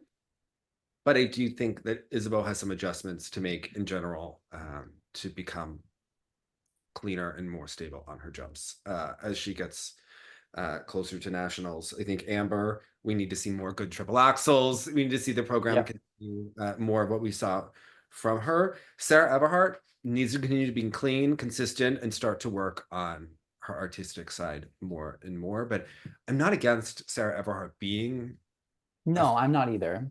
skater. If the jumps can really get good GOE, she has to land her jumps. She cannot have errors because she Yeah. doesn't. She doesn't have the second mark to fall behind on. Yeah. So I think with Elyce, listen, she trains in Colorado. I think there's going to be a lot of USFS support behind her, like Ellie and Danny. And we'll see how this pans out. So far, she's been consistent. And I think winning Nebelhorn is much bigger than winning the Cranberry, Cranberry Cup. which, And you know, if a tree falls in the forest, you know, and nobody sees it, didn't make a sound. Nobody watches Cranberry. There wasn't a feed. There was a big feed of Nebelhorn. Everybody saw it. Everybody was watching this competition. Same thing like Lombardia. The bad news for Sarah Everhart is that this win trumps that. We already forgot, you know, yep. what happened. And when she So was huge score. I was gonna say, so she, I think, now moves up to be the first replacement for the Grand Prix. I don't know how that works. I think that's how it works, but I think she's now the first replacement. So she'll be, it's now Sarah number 2 and Elyce at 1. So she'll probably get a second Grand Prix too. And I don't think she needs to be entirely clean at their second Grand Prix. I think she needs to do well at Skate America.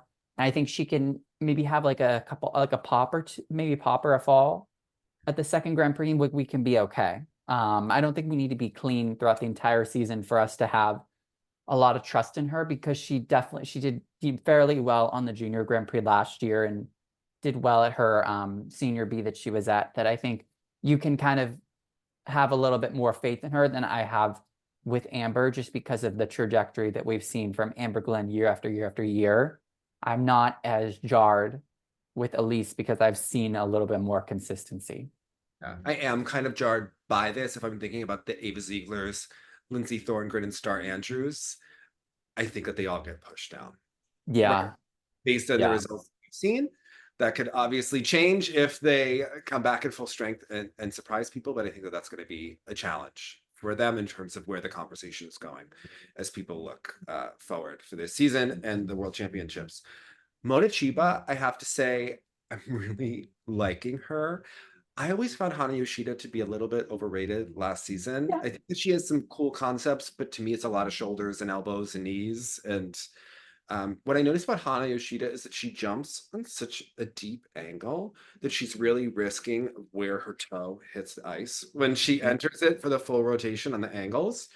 I like Mona Chiba. She did get some calls as well, but I thought, oh my God, that short program just had freshness. It's crazy to think that Donna Summer is bringing anyone freshness, like something that's so old, but different for skating. It gave her a lot of energy and a lot of life, and it was different than a lot of programs. And that really, it made me enjoy her program much more. I thought, thank God. I'm sorry. I know people think Breakfast at Tiffany's is lovely. To me, it's just another program that I feel like I've seen from Alyssa Sisney and Amber Corwin and every generic lovely US senior lady. We've seen Breakfast at Tiffany's a million and one times. I was into the Donna Summer program much more. I like Mon Chiba. I think she has a very like nice, light, pleasant quality to it. I think she's an elevated version of Mai Mihara in a way. Oh, I'm not saying I don't, yeah, I like her. I think she's not like the most special skater I've ever seen, but I really do enjoy her. I think she has a very pleasant quality. She's good jumps, good program. I really I kind of enjoy Hana Yoshida more, but I think for also, you, she's more Benoit, I know that's what I was gonna say. I think she's more of a Benoit skater, which is why I might like her, but I'm obsessed. Lori Nickel did the free skate. I think Lori Nickel is the smartest woman alive right now. She Because is. last year she did that like crane program, absolute miss. Like I don't know what we were doing like with that. It was not good. Like I don't think Hana Yoshida is a skater that like Where I said that she's all shoulders, elbows, and nose. Like yeah. so is a crane. Okay, Okay, like, but I'm listen, doing that. I don't think Hana Yoshida is a skater that like has any like refinement or like beautiful lines. And that's fine. All shoulders, We elbows, and don't need to see her girl. do it, Okay. but we gave her this like club, like French free skate music, and I was like in love with it. Like I thought it worked so well. Like she did that the last year she did the Cuckoo Fun. Like I liked that one too. Like this next year, the Cuckoo Fun for the short program and this free skate for the free next year. And I think like I will give her the Olympic spot for Japan. Like it worked so well for me. Like I You don't are want to see her so do wanting something. to be French. Where were you when Sylvia Fontana was close to your house taking? You could have taken lessons because now she's moving back to she moved back to Panthers. You could have been like with Kevin Amos being French all over that ice. All right, I think this was a missed opportunity, Nolan. All right, I It's okay. And you know maybe a what? Zoom Like, lesson. Okay, this is um all yeah, right. but Mon Chiba, I liked her program. I like the free way more than the short. The short's nice, just not my favorite. You didn't like Um, Donna Summer? You didn't like what didn't you like about so it? I think the problem is that it was done a couple of years ago by like the girl from the Philippines by Drew Meekins that like I just kind of I think I associate that Why were you music and watching the girl from the Philippines coached by Drew Meekins? That's the number one question I have for you. Like, what do you not have going on in your life that you're watching every I skate? was it was when we watched it was when Jenny and I watched the Junior Worlds that one year. We watched like all 7 hours of the short program. Like the two of us watched like every girl. That's the year that I was in such a You were like out of it. You were out of it that year. I was mad at the Yeah. world. You know, yes. It was the post-Olympic season. We were going through it. We were But going through the reasons, but it was that was but not the best time. Mochiba definitely in contention. I think she'll probably make the world and Olympic team as of now. I think for sure. Like her I That think was she the got a moment that I little realized that the Korean juniors had like a bent arm and leg epidemic happening. And that was the first time you noticed it. that was the time that I noticed it in mass, right? That Okay. like every it was not giving me joy. Not sparking joy. And then Luca Brassard, remember we had such high hopes and he really struggled. Yeah. It was we were in a bad mood all around. Okay. It was just breaking hearts. All right, the He men skated here. well this week though. How So did he oh, competed domestically? How did he do? He did good. Oh, he did a clean, like basically a clean long, except he did a double sow and then fell on the triple axel on the short. So fairly good. But also, I just want to shout out Kimi Rapond of Okay. the women. I thought she had the best free skate there, in my opinion. Like I thought she has gorgeous lines. Her skating skills are beautiful. The ice coverage. She has fantastic arm movements. Like this is such a great skater, and I just really hope that she can pull it together because I think that's like one of the best free skates I've seen this season from the women. It was a different kind of gladiator too. Like I loved it. Also, we should shout out Olga Makutina, who is the favorite of Todd from Skating Scores. She is his queen. She trains at Montclair. So shout out to Olga. Todd from Skating Scores is loving the hell out of you. Yeah, He said loves all you seasons. And Paulina Edmonds said that she should have won components at Worlds. And Paulina is at on the Olympics. at the Olympics, right? You know what? The Olympics. We need to be taking care of Paulina's girls. You know, she's Yeah. pretty fine this week. Yeah. So the men here, I'm asking you how Luca Broussard is doing because you know, we talk about body of work. I'm ready to disqualify both Torgashev and Naumov from world or Olympic selection based on their continued underachievement. And I just want to have like a list of the boulevard of broken dreams. And on that list, we are going to put Torgashev, Naumov, Camden Pulkinen, Tomoki Utashi. It's just like a cluster and nothing has changed over time. So I'm good. Right? I'm good with them too. We can move on with them, right? Like we can move on. yeah. Like you know what? Nice boys, right? Great people. Interesting people. Yes. And you know what? So much potential. You know, yeah. I don't even need to say what I was gonna say, but yeah. We're just moving on. You know, Yep. they haven't. They got beat by the US women this week in scores. Just would like to point that out. Is that fact? I think maybe Gotta read just a pretty fact. close. They beat Elyce beat Naumov and maybe Torgashev, and Isabeau was like 1 point away from Naumov. I think that's what. Just like to put that out there. All right. You know what? Just a fact. Just a fact. We're reading Skating Scores Todd's website. You know what also is fun is that usually like the country bias doesn't really tell you that much because it takes the whole field into account. And we really usually care about only a couple select races, right? Like a couple matchups in terms of important people. Like it would be interesting if it was like the top 5 and we saw the, you know, the plus and minus. The North Korean judge in pairs. I mean, interesting. Stereotypical judge of all time. Okay, like more outrageous than the Canadian judge, you know, awarding a score to Elvis Stoico for presentation. I mean, these marks are just outrageous. Okay. You know, listen, Dave. They were enjoying their vacation, all right? Listen, they really were thrilled to be out of North Korea and awarding all the scores for their. They wanted to, you know what? When you're out of the country and you have the chance to give the PCS, you give all the PCS, you know? You give it all that you can, all right? They were really wow. That we have never seen a bar graph like that before. I was thrilled for them. That was very we're happy for them. We're happy for them. Lori Parker is as well. She is really thrilled. Yep. You know, Lori Parker was at the Junior Grand Prix this week. Best team leader. Okay. Best team leader. I was so thrilled to see her in a picture. Natalia Miskuchanak posted a picture with Luke Wang, that's the junior pair where the boy is constantly trying to outshine the girl. Yeah.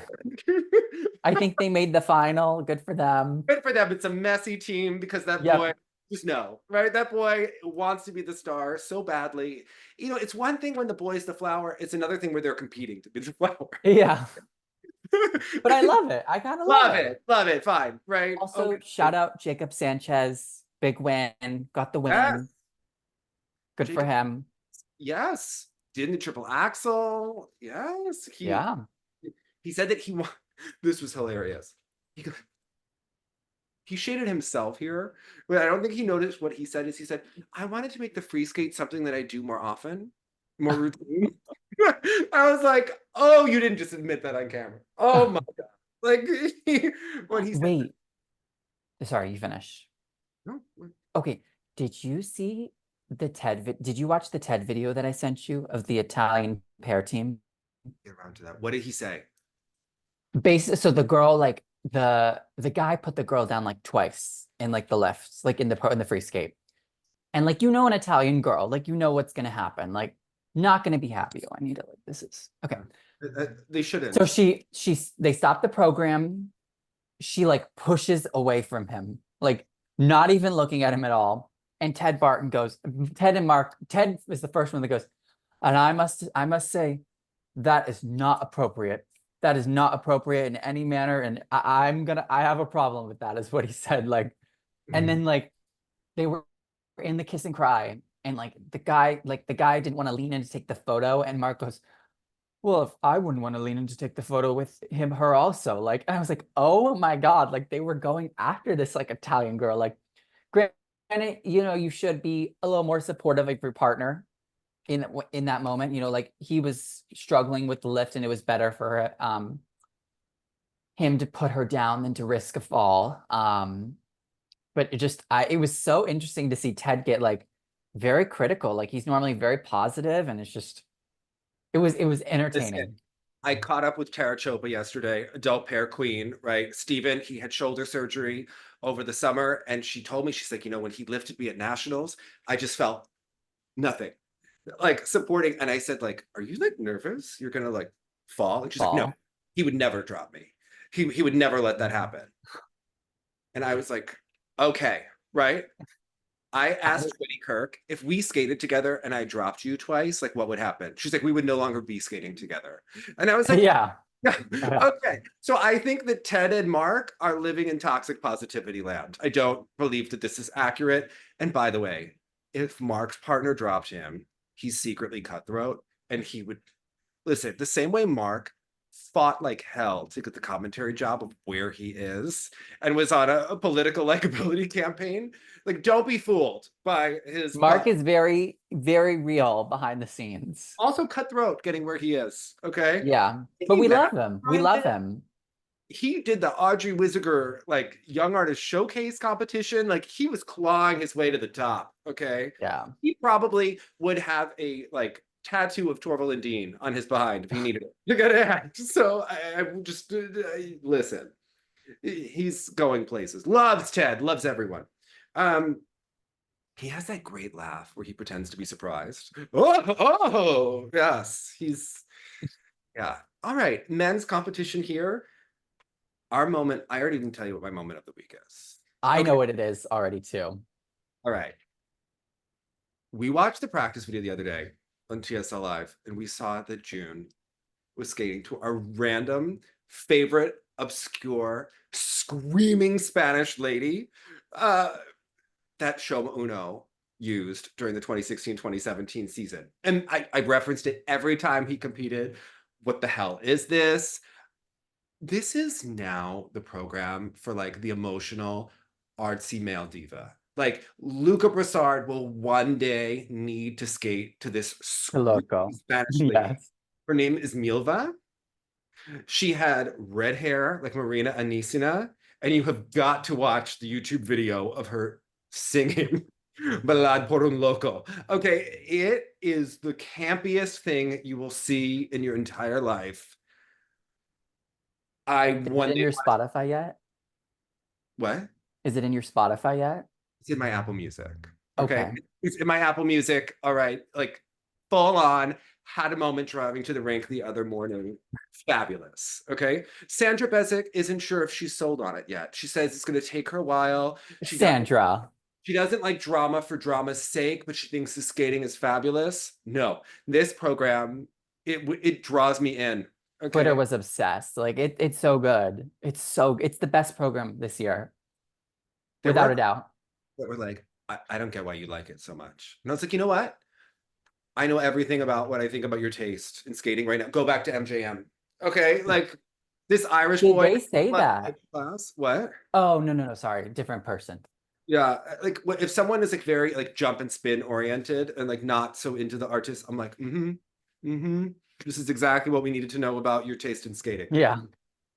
That step sequence, the choreographic sequence, Choreographic some of the sequence, transitions. the triple flip into the split jump into the lot, like so good. You I still wish he hear would get rid of Belinda's the voice when he jumps his quads and he lands them. I hear her like listing off the bullets. Line, body position, right? Where she was having a moment. I think his quad toe is not there yet. And We'll get there.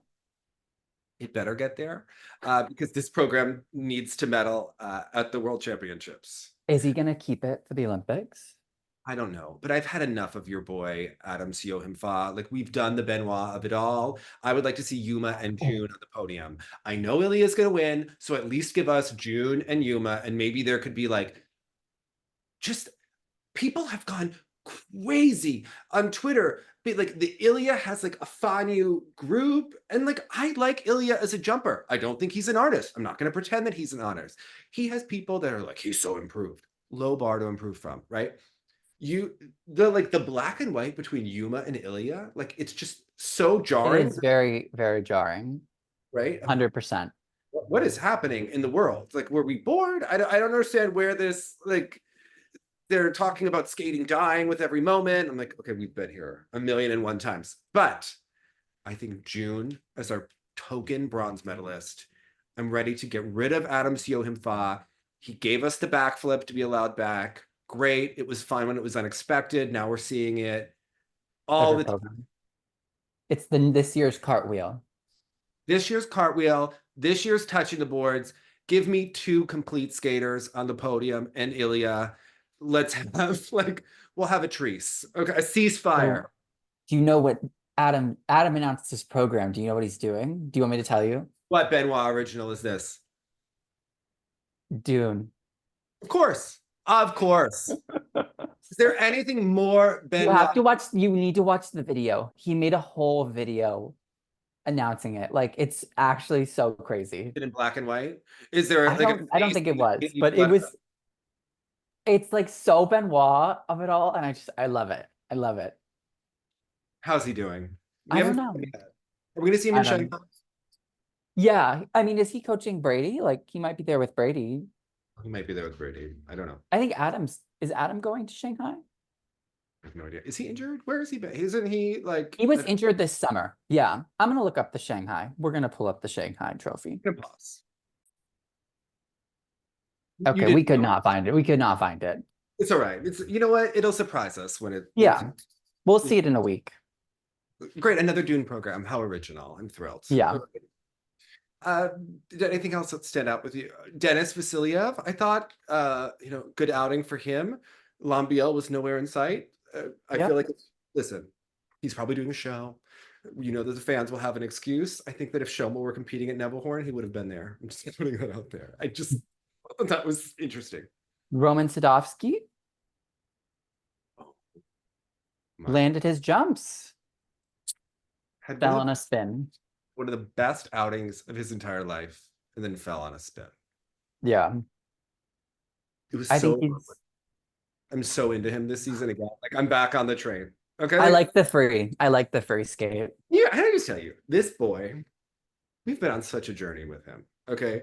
What did he miss the plane at every competition last season? It was getting canceled constantly. Lost his luggage. Right. Like, total par for the course with Romsky. And like, listen, we are Romsky fans. Okay. We're here for the mess of it all. We like him. He's messy. It's not untrue. Gorgeous camel spin. Like, best in the world, right? Clean program. Miracle. This interstellar program. Again, I don't know what the short program with all the butt shaking. Don't like the short. Don't like the short. Love the free though. Love the free. Gorgeous, very Roman style, normal. Yeah. Romsky. Of course he fell in this spin. Yeah. No. The one thing he's like great at. Listen. I think he's the lead Canadian man right now. Of course he's the lead Canadian man. Okay, he's talented. My goodness. I also maybe Vyvanse could help us. We could, get an exemption. I don't know what we need to do, but you know what? Canada needs him. Just overall, a gorgeous skate for him, but Great for him. Beautiful.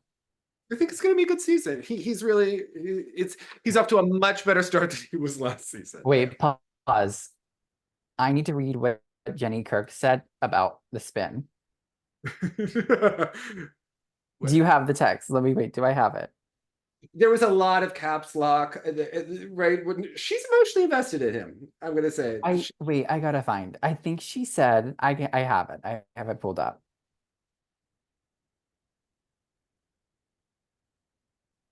She was also showing us like stoves that people were doing, but Oh yeah, wait, hold on. Okay, here we go. Pause. Pause. You need to watch Roman. He is skating a clean program. OMG, he did. He skated a clean blank program. Holy blank. I don't care for his program, but he skated it clean. Wait, OMG. No, he didn't. This is on all caps now. He fell on a spin.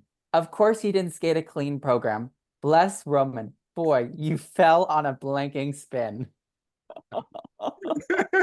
You know what? We're all emotionally invested in Roman.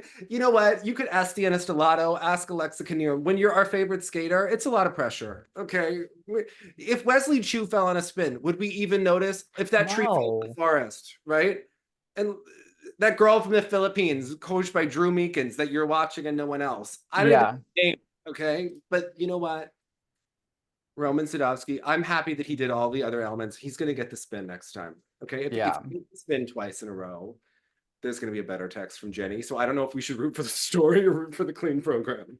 But either way, it's going to be a good time. It's always a good time when Roman skates. Okay. Yeah. We're so happy that he skated well. All right.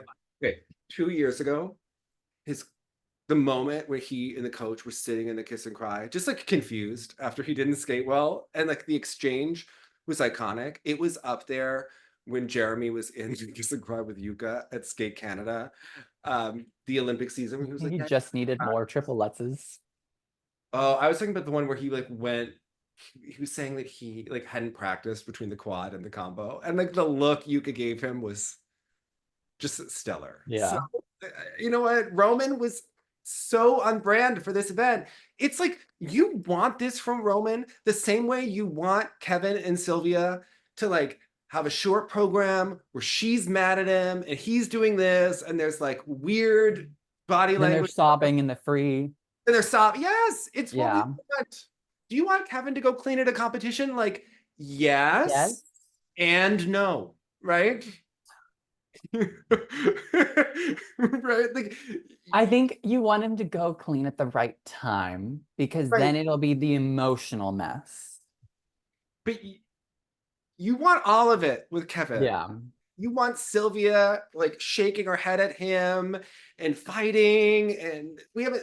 We're gonna see them this year. Like, messiness we need. So, what was your moment of the week? Okay. Well, I won't take yours, so I will go with Miss Kimmy Rapond. Her free skate, beautiful. Everyone should go back and watch it.